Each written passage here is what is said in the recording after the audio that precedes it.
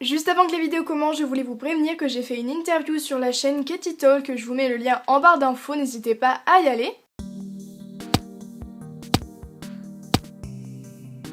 Bonjour à tous, j'espère que vous allez bien, je vous retrouve pour un nail art géométrique et oui ça change beaucoup de d'habitude. En tout cas il est un petit peu plus compliqué par rapport à ce que j'ai pu faire avant, mais pour le réaliser vous aurez besoin d'une base, d'un vernis gris, de peinture acrylique blanche, d'un pinceau liner et d'un top coat.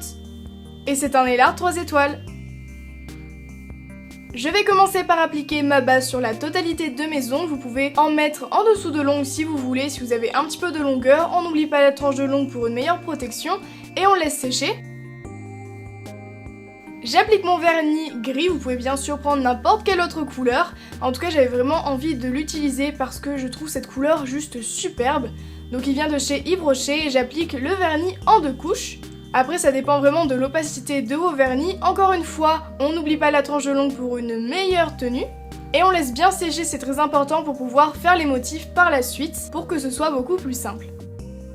Je prends un pinceau fin avec les poils assez longs, donc presque un pinceau liner, ainsi que de la peinture acrylique blanche, mais vous pouvez très bien prendre du vernis, la peinture est juste beaucoup plus simple à travailler et si on se trompe on peut faire des retouches. Je fais 2 lignes à la verticale au centre de mon ongle et je viens faire 2 points de chaque côté pour faire 2 triangles. Et ensuite je suis partie un petit peu en freestyle et je suis venue faire des lignes qui se croisent, qui ne se croisent pas, j'essaye de faire quelque chose d'assez symétrique et pareil des deux côtés. Si vous vous trompez comme vous avez pu le voir, je viens effacer avec mon doigt ou avec un coton imbibé d'eau et ça part si vous avez bien sûr utilisé de la peinture et j'essaye d'avoir la même largeur entre chaque bande, je remplis les triangles et après vous pouvez bien sûr faire n'importe quel autre motif, vous n'êtes pas obligé de faire le même, vous pouvez toujours faire des retouches en grattant la peinture avec un pic et un petit peu d'eau et si vous utilisez du vernis vous pouvez toujours rattraper un petit peu avec un pinceau fin et votre vernis de base, donc pour ma part le vernis gris, je repasse de couches si nécessaire.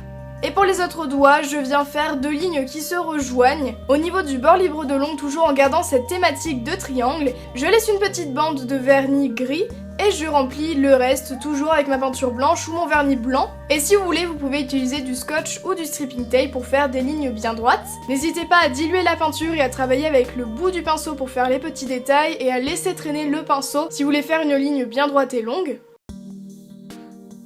Pour enlever la peinture ou le vernis qui a débordé, j'utilise de l'eau et un pic ou du dissolvant et un pic comme vous voulez. Je laisse bien sécher et il me reste plus qu'à appliquer mon top coat bien généreusement sur la totalité de mes ongles.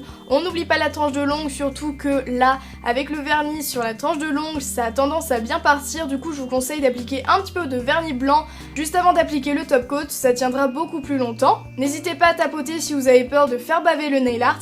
On laisse bien sécher et voilà, c'est terminé. En tout cas, j'espère vraiment qu'il vous a plu. Comme d'habitude, n'hésitez pas à liker la vidéo si c'est le cas, à la partager et à vous abonner à ma chaîne. Je vous retrouve très bientôt dans une nouvelle vidéo. Je vous fais plein de bisous.